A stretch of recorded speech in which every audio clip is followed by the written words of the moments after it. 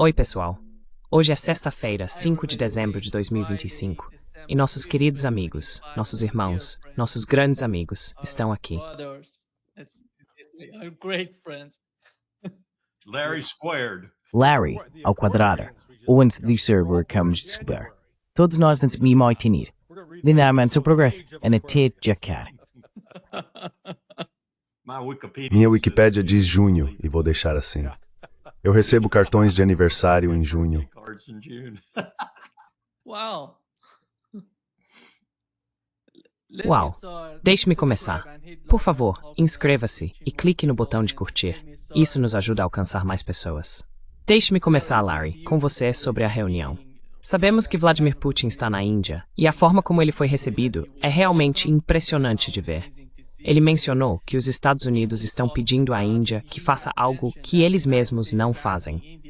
Os Estados Unidos, como país, não seguem essa regra quando se trata de comprar combustível nuclear, porque, na verdade, estão comprando da Rússia. Mas ainda assim, tentam pressionar a Índia a não comprar. Aqui está o que Vladimir Putin disse.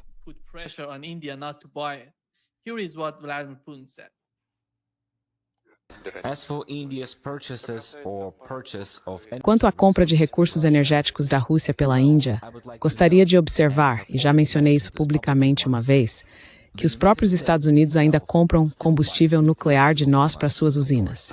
Isso também é combustível, urânio, para os reatores que operam nos Estados Unidos. Se os Estados Unidos têm o direito de comprar nosso combustível, por que a Índia não deveria ter o mesmo privilégio? Essa questão merece uma análise aprofundada e estamos prontos para discuti-la.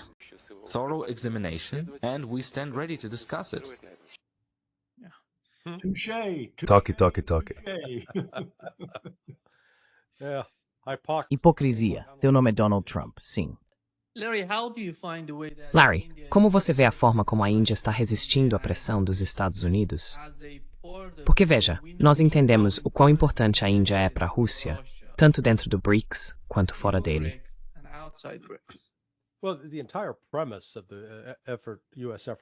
Bem, toda a premissa do esforço dos Estados Unidos para pressionar a Índia se baseava em uma suposição falsa. Eles presumiram que a economia indiana era tão fortemente dependente das exportações para os Estados Unidos que, é claro, poderíamos usar sanções, e a ameaça de mais sanções como uma forma de coagir a Índia. Quero dizer, fico constantemente impressionado com a estupidez dessas pessoas. Gente como Scott Bassett deveria saber mais. Eu não precisei fazer uma quantidade enorme de pesquisa para descobrir que as exportações da Índia para os Estados Unidos representam apenas cerca de 5 a 10% do PIB deles. Sabe, isso causaria um pouco de dano, mas não o tipo de dano que viria de interromper a compra de petróleo barato da Rússia. Petróleo e gás, pelo amor de Deus.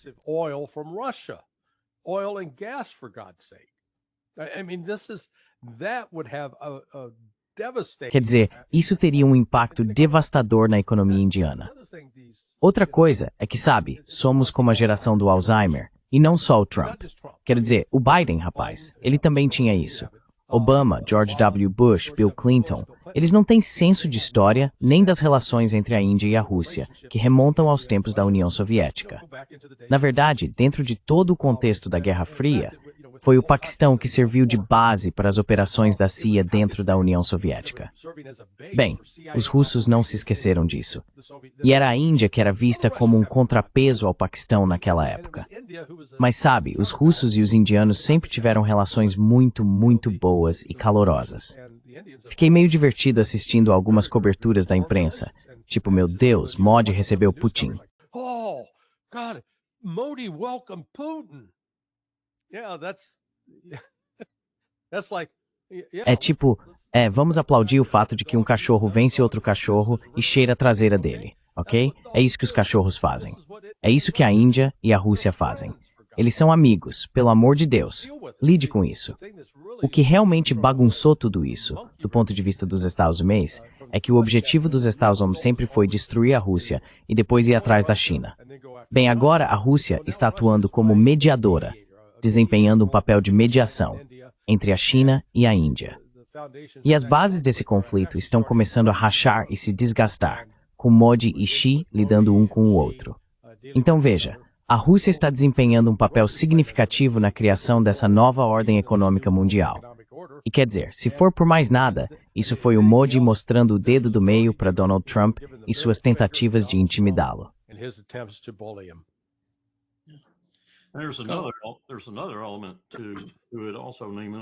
Há outro elemento nisso, também um estratégico, de importância primordial, eu acho.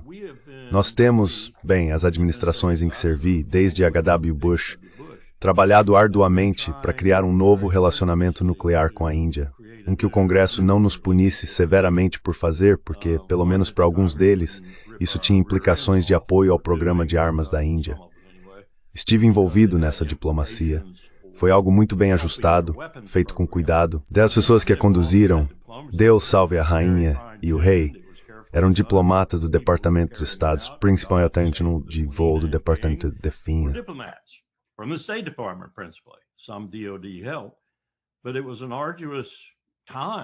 Mas foi um período árduo tentar encontrar o equilíbrio certo na formação desse novo relacionamento com a Índia. Um que nosso público interno aceitasse, que a Índia aceitasse e que não representasse um perigo real, mas sim um benefício econômico. E até mesmo, como Larry estava insinuando, um benefício estratégico para os Estados Unidos. Para, de certa forma, atrair a Índia para o mundo nuclear que nós dominávamos, em vez daquele que outros poderiam dominar. Nós acabamos com isso. Destruímos isso. Matamos isso ainda no berço, por assim dizer. Quero dizer, estava florescendo, estava desabrochando. Evan Feigenbaum e Boucher e mais algumas pessoas do Departamento de Estado merecem grande crédito por terem trabalhado incansavelmente por semanas, por anos, para conseguir realizar isso.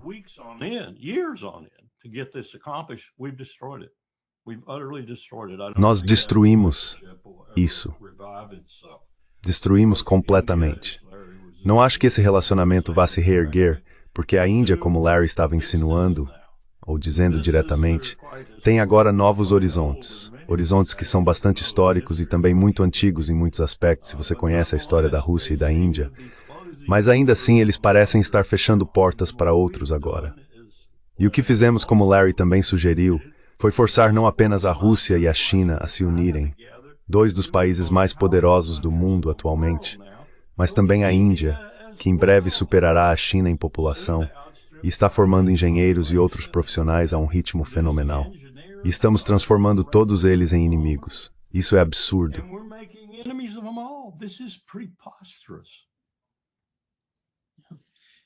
Mas Há uma maneira de lidar com isso, Larry. Ter uma compreensão melhor do que está acontecendo, eu acho, entre a Rússia e a Índia, ou a Rússia e a China. Você acha que o governo Trump está chegando lá, entendendo que existe algum tipo de limite na pressão que se pode exercer, que se pode impor sobre esses países? E qual seria o resultado disso para eles, para suas atitudes?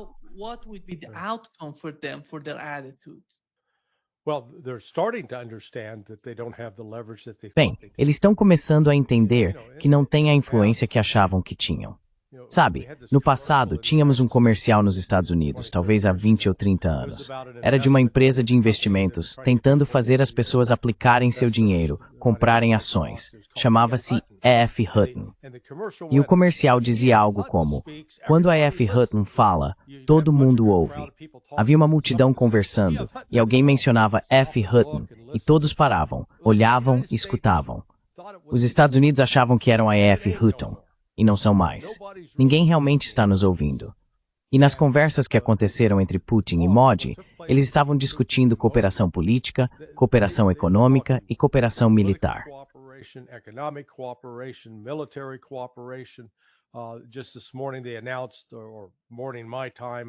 Hoje de manhã, eles anunciaram, bem, de manhã no meu horário, à noite no deles, que a Rússia vai começar a produzir seu caça de quinta geração, o Su-57, na Índia. E a Índia tem o sistema de defesa aérea S-400. E olha, certamente quer ter o S-500. Você sabe, a Rússia ainda não fez nenhum compromisso imediato quanto a isso. Ao mesmo tempo, a Rússia está construindo o que eu acho que é a maior usina nuclear da Índia. E eles já colocaram 2 de seus reatores em operação. Então ela já está fornecendo energia para a Índia. Os Estados Unidos parecem não reconhecer a mudança no mundo. Estamos testemunhando o nascimento de uma nova ordem econômica mundial e sua base está na Rússia, na China e na Índia.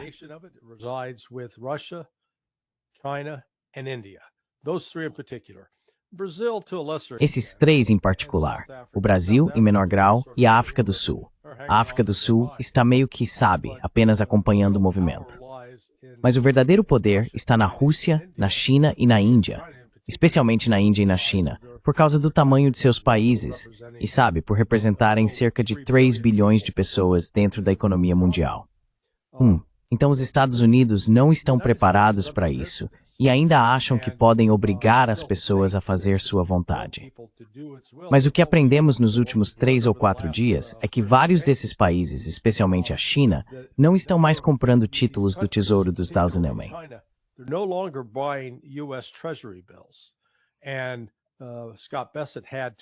E Scott Bessent teve que intervir, e o governo dos Estados Unidos precisou comprar seus próprios títulos do Tesouro. Então agora, os Estados Unidos, economicamente, estão achando cada vez mais difícil fazer com que o restante da comunidade mundial apoie o nosso vício. Eu vou chamar de vício. Enquanto eles continuavam comprando nossos dólares, a gente podia gastar, porque não precisávamos nos preocupar em pagar de volta. Agora temos que nos preocupar em pagar. E esses outros países estão cada vez mais lidando entre si economicamente em termos de suas próprias moedas. Então, essa reunião de hoje na Índia foi simbólica da fraqueza dos Estados Unidos em uma área onde antes eram poderosos.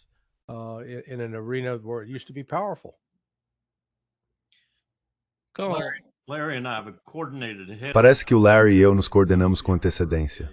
Deve ser por causa dos nossos aniversários. Aquela usina nuclear que o Larry acabou de mencionar, a que a Rússia vai construir, era um dos principais objetivos da nossa estratégia. Westinghouse, Hitachi, Mitsubishi, muitas empresas aliadas aos Estados Unidos estavam de olho nessa e nas que viriam depois. Suspeito que todas elas já tenham desistido agora.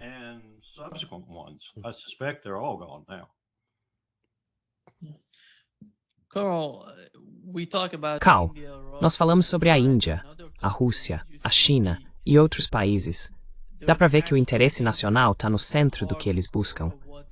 Mas você vê isso acontecendo nos Estados Unidos? Ou algum tipo de ideologia está guiando a política externa americana?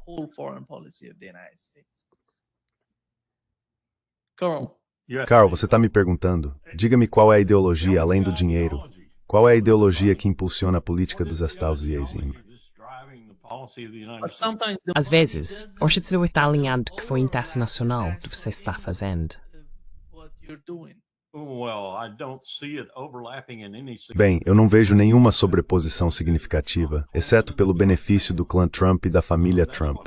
É isso que eu vejo. Eu vejo que eles são um bando de vigaristas. E é por isso que, na minha opinião, eles simplesmente viraram completamente as costas para Zelensky. É assim que esses vigaristas operam. É assim que corretores de imóveis operam. Aquela propriedade não tem mais valor. Não preciso disso. Saia daqui. Não quero falar sobre isso. Mas quando você fala de política, se é que ela existe, ela sai da boca do homem real todos os dias. E quando você só tem bajuladores, ou aspirantes a bajuladores em alguns casos, eles não sabem a hora de calar a boca, em outras palavras, e não são muito inteligentes.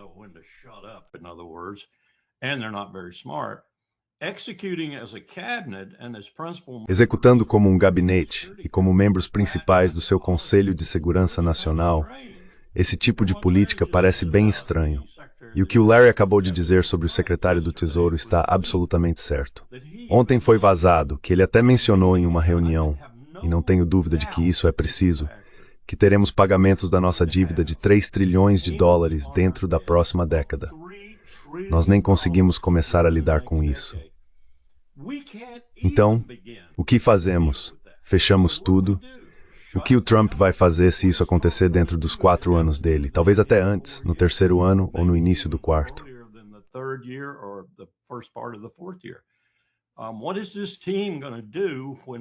O que essa equipe vai fazer quando não pudermos pagar os juros da nossa dívida? Ponto final.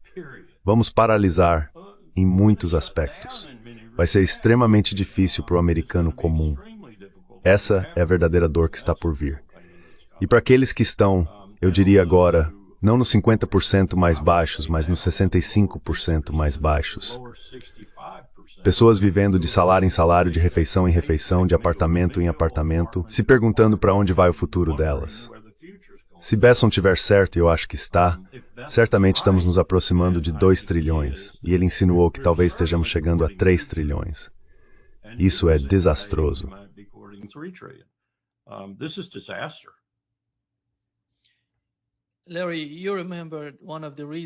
Larry, você se lembra de que um dos motivos pelos quais as pessoas votaram em Donald Trump foi porque ele falava em reduzir essas bases militares fora dos Estados Unidos e trazê-las de volta para casa, para tornar o país mais forte, para colocar a América em primeiro lugar novamente. Você acha que esse tipo de política está, de alguma forma, desaparecendo do cenário?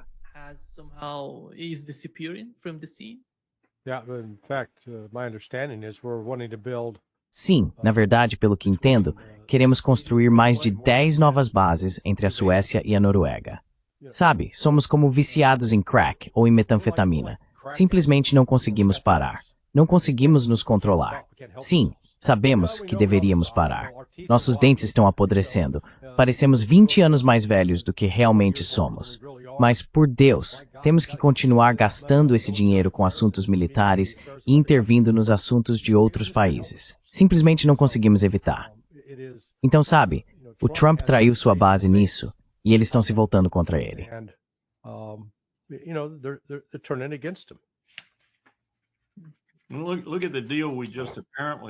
Olhe para o acordo que aparentemente acabamos de firmar com a Coreia do Sul, para fornecer a eles o mesmo tipo de tecnologia e submarinos que supostamente vamos fornecer à Austrália.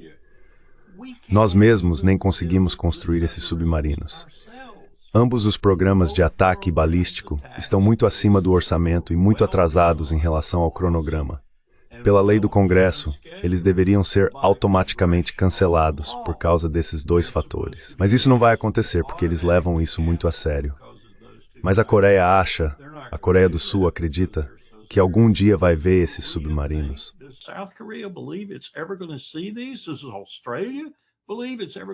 A Austrália acredita que algum dia vai ver esses submarinos. Pois bem, aqui vai a verdade. Estamos esperando que os programas fiquem tão atrasados e tão caros em nossos próprios estaleiros que eles acabem assumindo e construindo. Talvez de acordo com nossos diagramas, plantas e assim por diante. Até certo ponto. Nós nunca, e eles acham que sim, nós nunca vamos entregar a ninguém a tecnologia nuclear de submarinos mais avançada. Ponto final.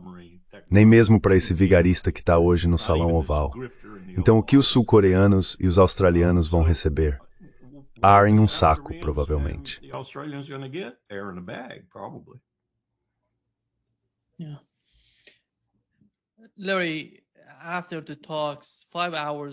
Larry, depois das conversas, 5 horas de negociações, a última rodada, se não me engano, foi a 6ª rodada de negociações entre os Estados Unidos e a Rússia.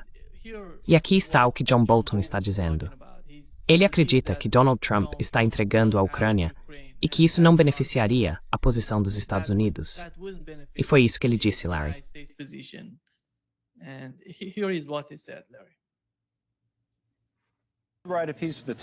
Escreva um artigo para o The Telegraph sobre Trump e sua opinião de que ele está traindo a Ucrânia. Mas o título lá diz: a maré pode estar mudando. Então talvez você possa aproveitar essa parte, se possível.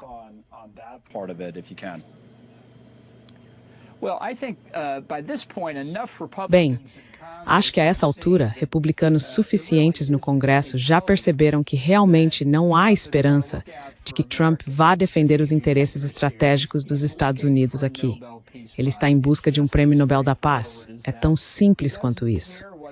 Ele não se importa com os termos substantivos do acordo, contanto que possa declarar sucesso. E acredito que ainda há republicanos suficientes no Congresso, e muitos no país, que se opõem à agressão russa, que acham que isso prejudica os interesses nacionais vitais dos Estados Unidos e a paz e segurança na Europa. E espero que, como tem acontecido nos últimos 30 dias, mais republicanos no Congresso estejam dispostos a discordar publicamente do presidente. Essa é a esperança que eu tenho. in public. That's the hope I have. Qual é o interesse estratégico nacional dos Estados Unidos na Ucrânia? E como isso vai ajudar os Estados Unidos se a guerra continuar do jeito que está? Em que você sabe, os europeus, junto com os ucranianos, estão lutando.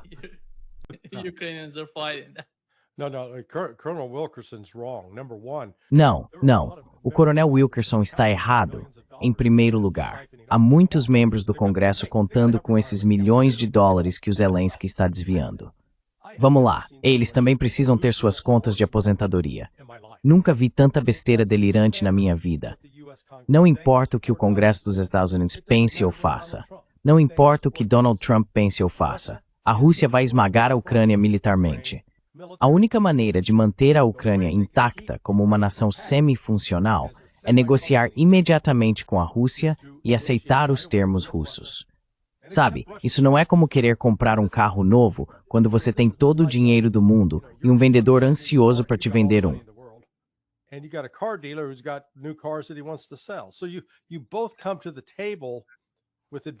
Então, ambos chegam à mesa com vantagens e pontos fortes, e assim podem realmente negociar. Você pode tentar fazer com que ele reduza o preço, e ele pode tentar convencê-lo a comprar alguns adicionais. Mas não é isso que está acontecendo entre a Ucrânia e a Rússia. A Rússia tem uma vantagem total sobre a Ucrânia, e essa vantagem só vai aumentar geometricamente nos próximos meses. Esta guerra estará de fato encerrada até o final do próximo ano, no máximo. Talvez antes, por causa das perdas que a Ucrânia está sofrendo e dos avanços que a Rússia está fazendo em terra. Apontei num artigo que publiquei ontem à noite que apenas em novembro a Rússia conquistou 701 quilômetros quadrados. Para colocar isso em perspectiva, Gaza tem 350 quilômetros quadrados.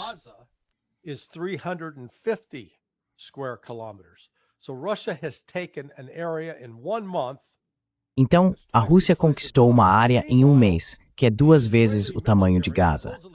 Enquanto isso, o exército israelense, supostamente um dos maiores do mundo, não conseguiu conquistar e derrotar o Hamas após 25 meses em um território que tem metade do tamanho do que a Rússia tomou em apenas um mês. E veja bem, há várias razões para isso, além da incompetência dos israelenses. Quero dizer, eles são assassinos cruéis, mas em termos de competência militar, são um grupo indisciplinado. A Rússia é exatamente o oposto. E as vantagens que a Rússia tem agora em termos de pessoal, bem, suas forças terrestres totais cresceram. Eram cerca de 300 mil em fevereiro de 2022. Agora são cerca de 1,5 milhão.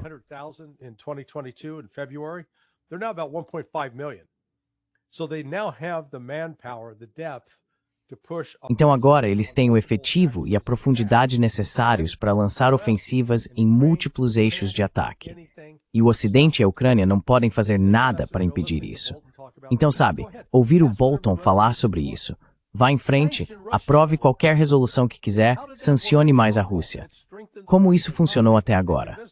Fortaleceu a economia russa e convenceu os russos de que não precisam dos Estados Unidos. E quanto à relação estratégica com a Europa? Diga uma coisa além de queijo azul e champanhe pela qual a Europa seja útil. Eles não nos fornecem recursos naturais essenciais. Quero dizer, não há mais absolutamente nada de que os Estados Unidos precisem da Europa. A Europa é aquele parente folgado e irritante que vem morar com você e não paga aluguel. Essa é a Europa.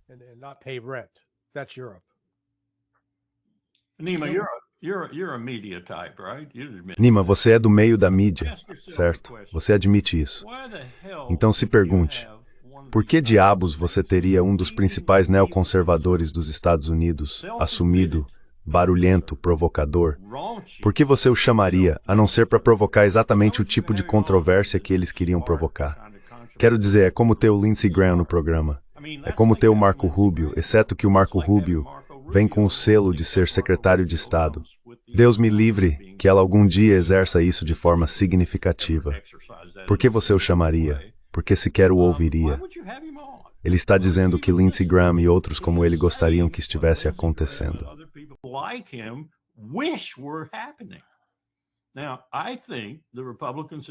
Agora acho que os republicanos no Congresso, por mais repreensíveis que alguns deles sejam, junto com seus colegas democratas, e covardes como são, por excelência, estão ainda assim despertando para o fato de que os neoconservadores, em particular, realmente bagunçaram tudo neste país. E há até alguns deles tentando descobrir uma maneira de enfrentar pessoas como Bolton e até mesmo Rubio. Espero que consigam. Espero que ganhem força e consigam. E há democratas que se juntariam a eles. Não muitos, mas há algumas pessoas mostrando sinais de verdadeira vitalidade legislativa nesse corpo moribundo. E isso seria muito benéfico para o país se de repente acontecesse.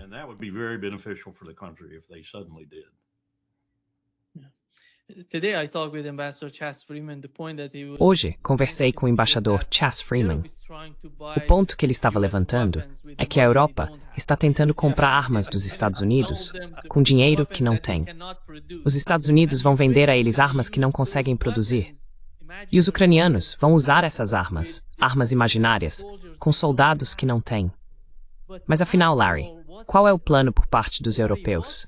Porque não sei se você ouviu, mas Mers está desesperadamente tentando usar os ativos russos congelados para enviá-los como um empréstimo ou algo assim para a Ucrânia usar contra a Rússia. You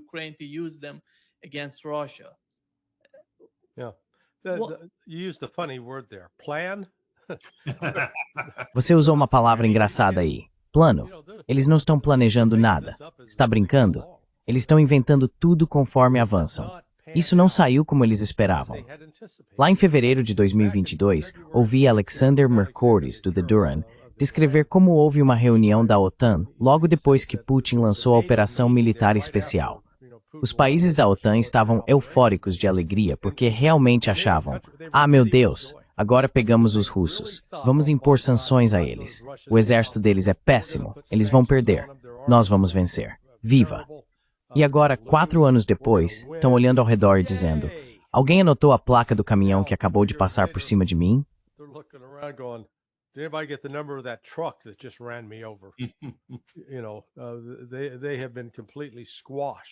Sabe, eles foram completamente esmagados. Então, não tem nenhum plano. E vamos colocar algo em perspectiva novamente, se quiser chamar isso de plano. Eles querem colocar mísseis de longo alcance na Ucrânia, para que a Ucrânia possa atacar profundamente dentro da Rússia e destruir suas refinarias e paralisar suas instalações de produção de armas. Agora temos 46 meses de evidências do que acontece quando a Rússia dispara Kinjal, Iskander. Sabe, toda a lista de vários mísseis e ataques de drones contra fábricas, instalações, depósitos de munições e assim por diante em toda a Ucrânia. Eles vêm atingindo esses alvos, e especialmente nos últimos, digamos, 12 meses, quase todos os dias. Agora, isso ainda não fez a Ucrânia desmoronar. That hasn't caused Ukraine to collapse yet. There is no way Não há como, em nenhum cenário da realidade, que a Ucrânia, mesmo que o Ocidente tivesse instalações industriais capazes disso, pudesse produzir armas suficientes para causar à Rússia o tipo de dano que foi causado à própria Ucrânia. Então, o que quero dizer é que lançar todos esses mísseis parece ótimo, sim, mas a Rússia sabe que ainda há limites para o que se pode alcançar. No fim das contas, é preciso colocar tropas em solo, avançar, tomar território e matar um monte de soldados inimigos. E no fim, é assim que se vence. Não é o único caminho. É preciso ter um plano econômico bem estruturado, mas novamente, isso só mostra o quão desconectadas da realidade estão essas pessoas na Europa.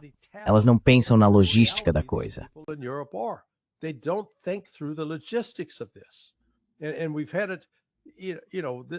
E já tivemos o bastante disso, sabe? Esse tipo de pensamento mágico.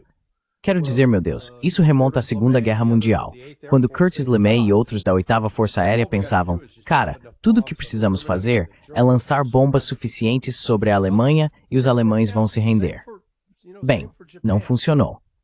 O mesmo valeu para o Japão. E agora eles continuam com essa mitologia. Tudo o que precisamos fazer é lançar bombas suficientes, disparar mísseis suficientes, e o outro lado ficará incapacitado e não poderá continuar lutando. Temos provas de sobra, basta olhar para a Ucrânia.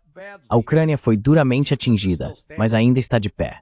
E a Rússia reconhece que vai ter que empurrá-los até o rio Dnieper e tomar mais território antes que isso acabe.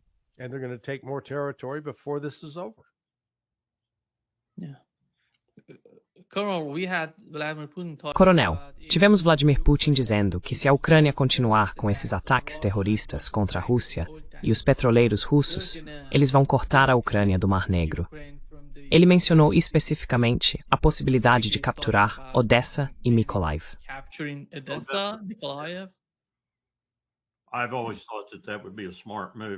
Sempre achei que isso seria uma jogada inteligente da Rússia.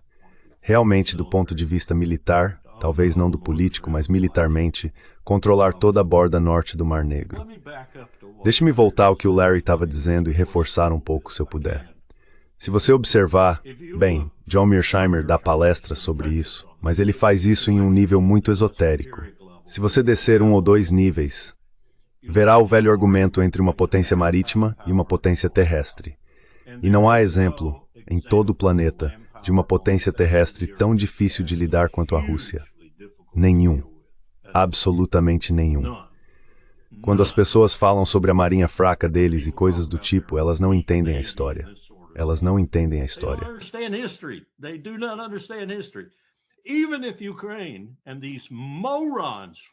Mesmo que a Ucrânia e esses idiotas da OTAN, de Washington e do Pentágono, que estavam aconselhando as pessoas e agindo com base em seus próprios conselhos, tivessem conseguido, ainda que remotamente, derrotar a Rússia nas fases iniciais, o que a Rússia faria?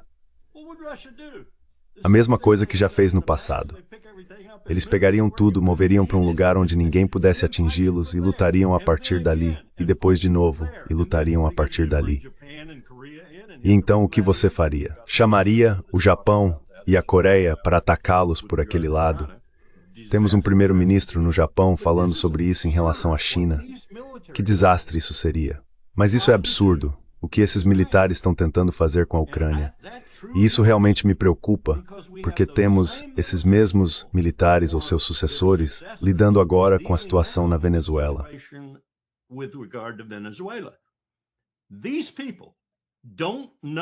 Essas pessoas não entendem de estratégia, não sabem como executar uma estratégia, não compreendem como aconselhar o presidente. Ele está nu em seu uniforme do Salão Oval. De forma alguma. Eles simplesmente seguem o fluxo. E essas pessoas que estão sendo ressuscitadas, esse almirante é formidável, tem uma ótima reputação nas forças de operações especiais, isso não significa nada. Isso quer dizer que ele é um tático, só isso. Ele não entende de estratégia, não entende de política. Não temos ninguém nas Forças Armadas dos Estados Unidos. E Chuck Hagel, de sua posição no Senado, alertou Powell sobre isso em 1993. Não há nenhum general de 3 ou 4 estrelas nesta lista, por lei, a quem eu concederia o comando de um comando unificado, muito menos o cargo de vice-presidente, presidente ou chefe de serviço. Nenhum sequer. Coronel, o que há de errado? Essa é a nossa herança. É o que temos agora. Idiotas. E Hegseth lidera o grupo. Sim, não há como discordar disso. Amém. Amen. Meu lado aquário está aparecendo.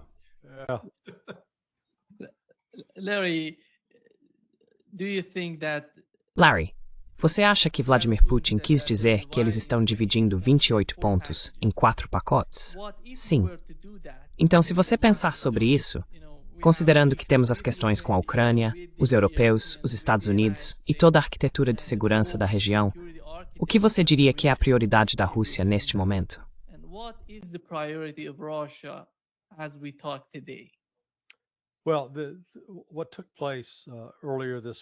Bem, o que aconteceu no início desta semana em Moscou com Witkoff e Kushner? Essa reunião entre Kushner e Witkoff foi, digamos, em um nível tático. Eles estavam lidando com questões práticas, tentando discutir detalhes, sabe? Que cor de estofamento queremos no carro, que tipo de rodas queremos.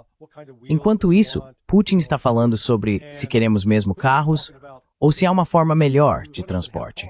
Então, essas 5 horas foram gastas afastando Kushner e Witkoff do foco no que eles poderiam fazer para alcançar um cessar-fogo. Eles ainda estão, Trump ainda está, preso à ideia de que há áreas em que a Rússia fará concessões, especialmente em relação a território, que eles vão parar os combates onde estão e basicamente dar aos ucranianos uma chance de se recuperar. Give the Ukrainians basically a chance to recover. Not going to happen. Isso não vai acontecer. E Putin deixou esse ponto muito claro para eles.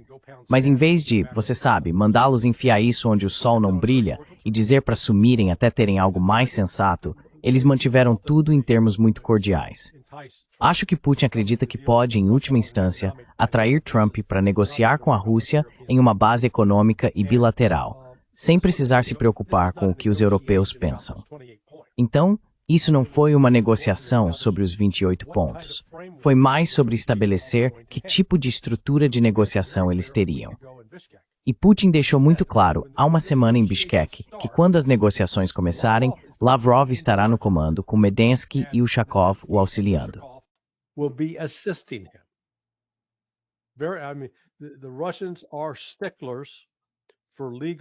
Os russos são rigorosos com procedimentos legais e esse tipo de detalhe. Ele também reiterou, não vamos lidar nem negociar em momento algum com Zelensky. Ele é um criminoso, um pirata, é ilegítimo. Tem que haver um líder legítimo na Ucrânia com quem possamos lidar. Agora, não estou suficientemente atualizado sobre a Constituição ucraniana. Não sei que tipo de procedimento está previsto, se Zelensky renunciar e for substituído por um voto da Rada. Colocaríamos alguém como Zaluzhny no cargo, e os russos negociariam somente se ele fosse legalmente empossado. Ele é um fervoroso apoiador do Azov e do setor direito.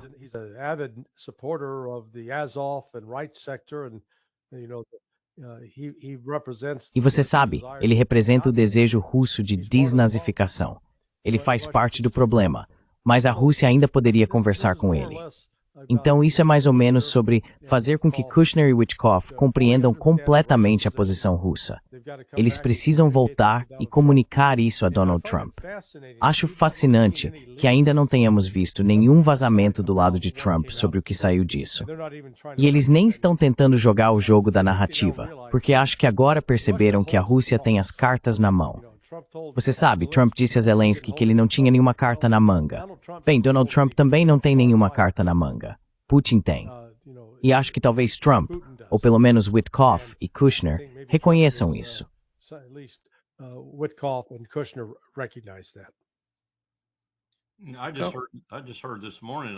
Acabei de ouvir hoje de manhã, acho que é verdade. Veio de uma fonte confiável, embora eu não me lembre qual, mas ele acabou de cancelar oficialmente a reunião com Zelensky também. Ah, é mesmo? É, não vai ter reunião com Zelensky. Isso é um sinal. Mas eu ia dizer, sempre existe, como costumávamos dizer no exército, a solução de 13 centavos. Não dá mais para dizer isso, porque munição de alto calibre agora custa cerca de $1 por bala. Zelensky.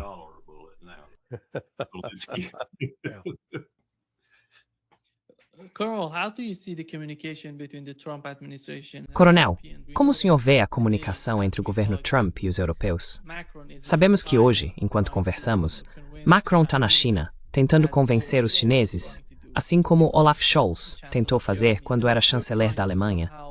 Eles estão tentando, de alguma forma, convencer a China, ou talvez mostrar que a Europa pode ter uma relação melhor com a China se ela ajudar no caso da Ucrânia. Como o senhor vê a política da China? O senhor percebe algum tipo de mudança na postura deles? Ou eles vão continuar com a mesma política que temos visto até agora?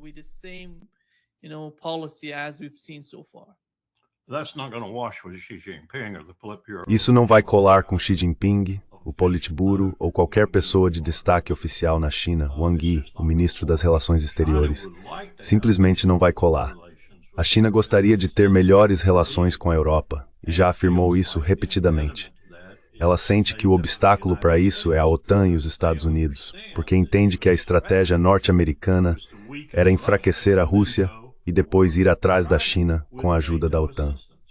Eu realmente ouvi algumas pessoas no Pentágono dizerem que seria uma guerra da OTAN contra a China. Não seria apenas os Estados Unidos, independentemente de onde começasse, no Estreito de Taiwan ou em qualquer outro lugar.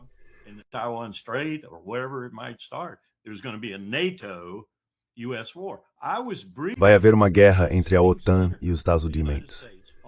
Eu estava informando uma senadora em exercício sobre outras questões, e essa senadora me respondeu, depois de termos explicado a ela o quão fracos realmente estávamos no Mar do Sul da China, que eu estava errado. Ela tinha acabado de fazer uma viagem por toda a região, incluindo Taiwan, Japão, Manila e, se bem me lembro, até a Austrália, e também tinha ido a Guam. Ops, acabei de entregá-la. E ela nos disse, acabei de fazer essa viagem, turple errado, tá completo errado. Poderosos na região, temos aliados que cercaram a China. Somos poderosos. Manila? We're powerful. I wanted to say, Manila? That's how brainwashed they are. They are truly... É assim que eles estão doutrinados. Eles estão realmente doutrinados. O general com quem eu estava e eu tentamos desesperadamente desfazer a lavagem cerebral dela, pelo menos um pouco, mas não acho que tenhamos sido muito bem-sucedidos. Eles estão doutrinados. Eles acham que ainda somos quem éramos, por exemplo, em 1989, quando atingimos o auge em termos de poder militar, e realmente atingimos o auge em termos de nossos aliados, que tinham poder proporcional ou razoavelmente bom para somar ao nosso arsenal. Isso não é mais verdade, como Larry apontou. A OTAN é uma fraqueza, na verdade, no mundo militar, e ao lado da Rússia e da China, eles são realmente fracos. Então estamos jogando um jogo de blefe sem muito em nosso baralho.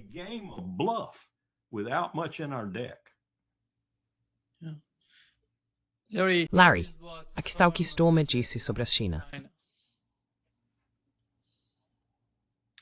Eu simplesmente não consigo.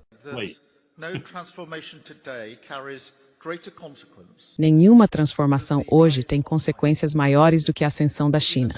É uma nação de imensa escala, ambição e engenhosidade. Uma força definidora em tecnologia, comércio e governança global. Nossa resposta não será guiada pelo medo, nem suavizada por ilusões. Será fundamentada em força, clareza e realismo sóbrio, em consonância com nossa abordagem internacional mais ampla e orientada por nossas convicções. Até eu me encontrar com o presidente Xi, em novembro passado, não havia ocorrido nenhuma reunião em nível de liderança por 6 anos.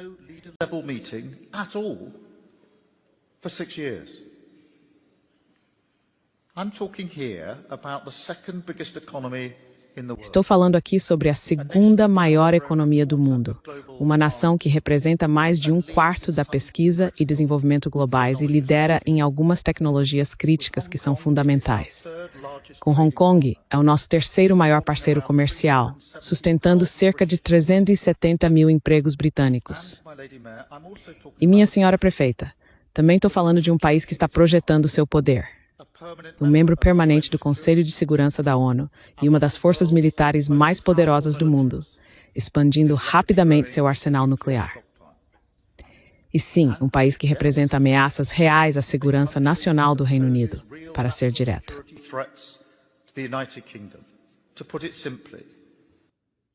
O que Larry Tarry disse, Knowles? Let me just, one comment. Deixe-me fazer apenas um comentário. Anotei aqui, brincando com as palavras dele. Sem força real e com uma abundância de ilusão. É isso que eles são. E a propósito, Sr. Starmer, eles são a economia número 1 do mundo, não número 2, número 1, por quase qualquer indicador que realmente importe, desde a paridade do poder de compra até o que estão fazendo em tecnologia. Eles são tão independentes agora, em termos de minerais críticos e outros recursos de que precisamos, que estão tendo dificuldade em abastecer suas próprias indústrias com esses materiais. E é por isso que não estão nos fornecendo, não por tarifas, não por retaliação, mas porque a indústria deles é tão bem-sucedida que superou os recursos que a China pode oferecer. É por isso que são a economia número 1 do mundo, com 1 milhão de estações de recarga contra nossas 22 mil.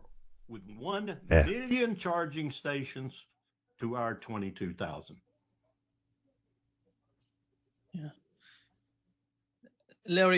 Larry, o ego deles está emitindo um cheque que o corpo não pode pagar. E é por isso que eles querem que os Estados Unidos o façam. Sim. Bem, você se lembra daqueles cachorrinhos com os quais a Rainha Elizabeth sempre andava? Os corgis, sabe? Eles são completamente inúteis. São muito carinhosos, mas inúteis. É a única coisa para a qual servem. Como é que é? A rainha costumava ter 1 ou 2. Sim, sim, sim. A única coisa para qual eles servem, você os coloca como isca. As águias descem, os pegam e voam embora com eles. Isso é a Inglaterra. A Inglaterra é um bando de corgis. E os chineses não gostam muito de cachorros. A China é o terceiro maior parceiro comercial do Reino Unido, mas não do ponto de vista da China. E como Larry observou corretamente, a China é a número 1 na economia mundial. Os Estados Unidos são o número 2, a Índia o número 3 e a Rússia o número 4. Quem não está nessa lista? Ah, sim, o Reino Unido. A economia deles é tão pequena e irrelevante para os assuntos globais. Eles não importam mais. Isso é algo chocante com o qual os ingleses estão tendo dificuldade em lidar. Mas eles não têm mais importância.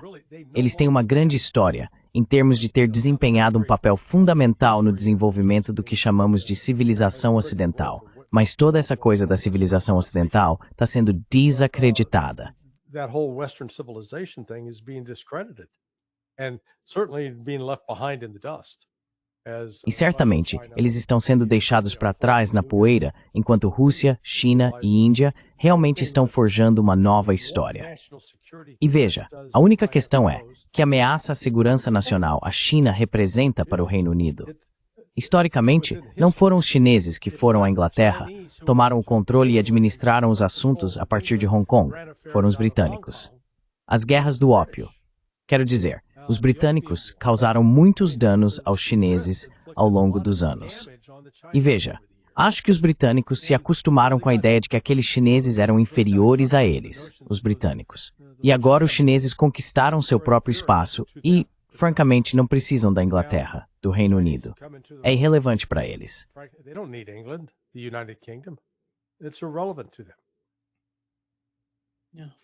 I was thinking about this the other day, Neiman, in geopolitical. Eu estava pensando sobre isso outro dia, até mesmo em termos geopolíticos e geoestratégicos, voltando a Mackinder e refletindo sobre como o mundo está mudando de forma tão dramática.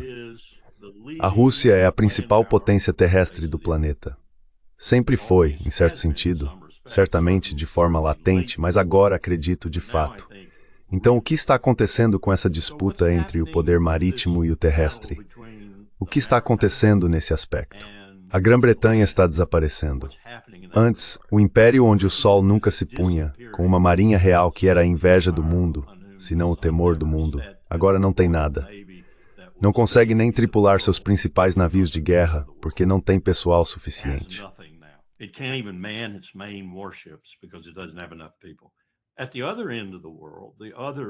Do outro lado do mundo, a outra potência marítima, Yamamoto a chamaria assim e eu também, está desaparecendo igualmente, apesar dessa nova primeira-ministra e de sua beligerância e fanfarronice. Está desaparecendo também. Está desaparecendo demograficamente e desaparecendo em quê? Na sombra de outra imensa potência terrestre que faz fronteira com a Rússia e sobre a qual Putin provavelmente logo terá algumas queixas, porque eles estão ocupando o que costumávamos chamar de Extremo Oriente. E ele não pode fazer nada a respeito. No momento, ele não tem os recursos para explorá-lo e desenvolvê-lo, então a China está realmente lhe fazendo um favor. Mas isso acabará chamando atenção. O que estamos vendo, e o meu ponto é que as potências terrestres estão assumindo o controle do mundo, em vez das potências marítimas.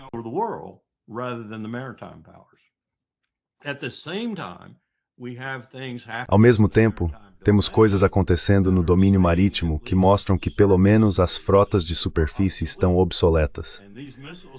E esses mísseis de que o Larry vem falando, nos quais a Rússia, por acaso, está muito à frente de todo mundo, estão tornando-as obsoletas.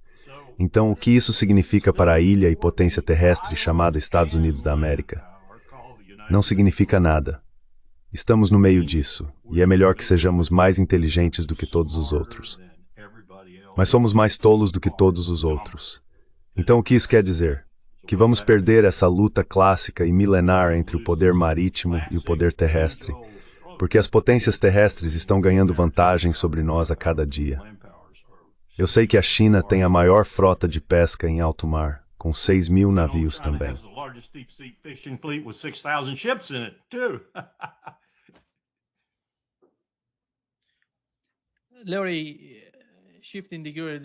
Larry, mudando um pouco de assunto para a situação no Oriente Médio, tivemos o CEO do Conselho Israelense Americano, Ilan Carr, falando sobre como nós, nos Estados Unidos, precisamos usar o mesmo tipo de estratégia que Israel está usando no Oriente Médio para derrotar seus inimigos.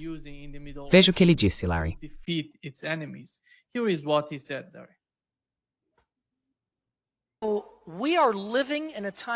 Estamos vivendo em uma época de milagres e oportunidades sem precedentes.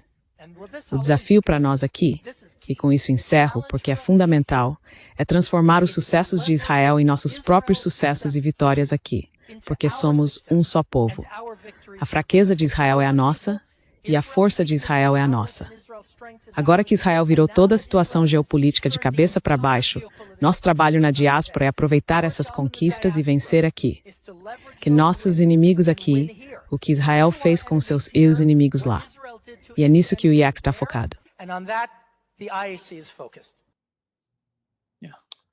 Well, let's first get this guy a testosterone injection.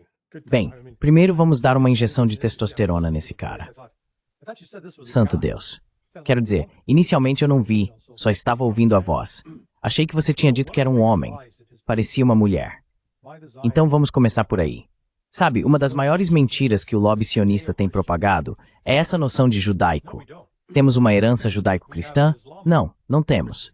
Temos uma herança islâmico-cristã. Eis o que quero dizer com isso. Dentro do Islã, Jesus é venerado. Ele é visto como um profeta sagrado. Sua mãe Maria é reconhecida no Islã como a maior mulher de todas. Há um capítulo no Alcorão. Ela é a única mulher que aparece de forma proeminente, acho, no Alcorão. E quanto ao judaísmo?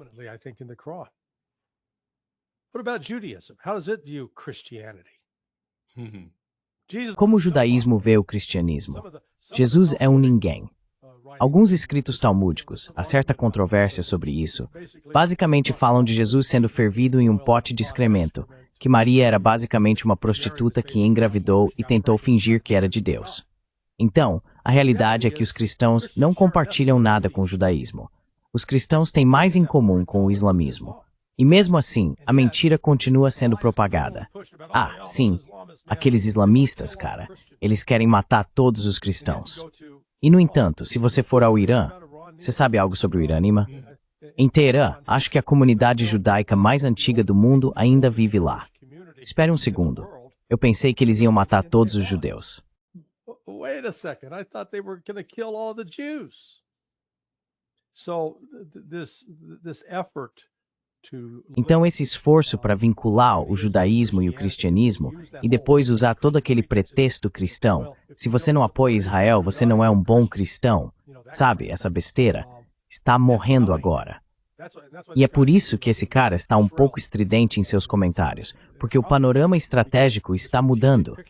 A capacidade de Israel de comprar os Estados Unidos, eles não têm mais dinheiro suficiente para isso. E o pessoal com menos de 40 anos, bem, literalmente antes de entrarmos no ar, há um oficial da DGSE que apareceu. Quero dizer, o rosto dele está coberto. Agora, tudo o que posso dizer é que se esse relatório for legítimo e essa pessoa for real, é chocante, porque o que ele revela é que a DGSE francesa está trabalhando com a unidade 8200 de Israel e eles estavam planejando assassinar Candace Owens.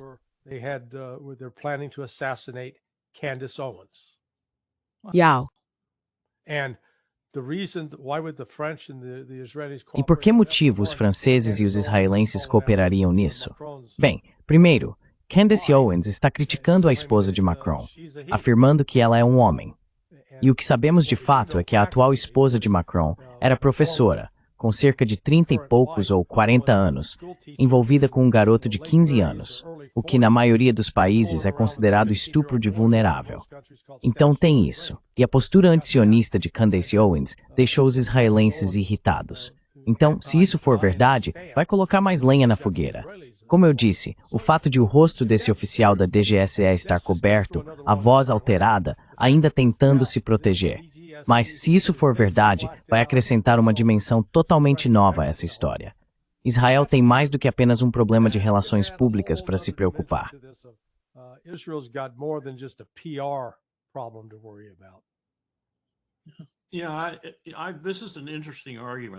Sim, esse é um argumento interessante. Normalmente eu não gosto de me envolver em discussões religiosas porque não sou uma pessoa muito religiosa, mas é um argumento muito interessante do ponto de vista histórico. Cristo foi uma rejeição de tudo que os judeus representavam, mesmo sendo judeu. Ele foi uma rejeição total disso. A única vez que consigo encontrar na literatura em que ele realmente perdeu a paciência e ficou verdadeiramente irritado foi quando entrou no templo para enfrentar os fariseus e os saduceus que estavam enganando as pessoas. Usura até o limite. Ele repudiou a cultura judaica. E o Novo Testamento é uma rejeição do Antigo Testamento, que Ted Cruz usa para justificar a política de segurança nacional para nós.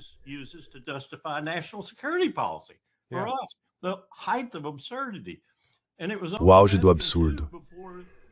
E foi só no Concílio Vaticano II, não faz tanto tempo assim, que a Igreja Católica decidiu perdoar os judeus por crucificarem o homem que repudiou a sociedade deles. Nós esquecemos tudo isso. Esquecemos tudo isso. E sabe, amanhã de manhã vão me chamar de antissemita. Ótimo. Eu aceito a acusação. Não sou antissemita. Sou um realista que diz que vocês estão errando de novo, como fizeram ao longo de toda a sua história. Desde o saque do templo por Nabucodonosor e o exílio no deserto por 40 anos, até tudo o que aconteceu com vocês. Isso não é antissemitismo, é uma recitação da sua história. E vocês gastaram bilhões tentando mudar essa história.